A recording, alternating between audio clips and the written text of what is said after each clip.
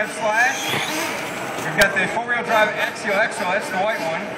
And it looks like an E-Max, the VW Bug over there.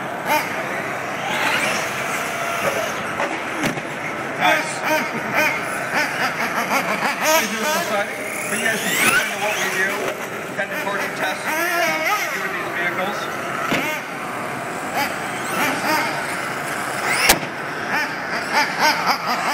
Look out, heads up.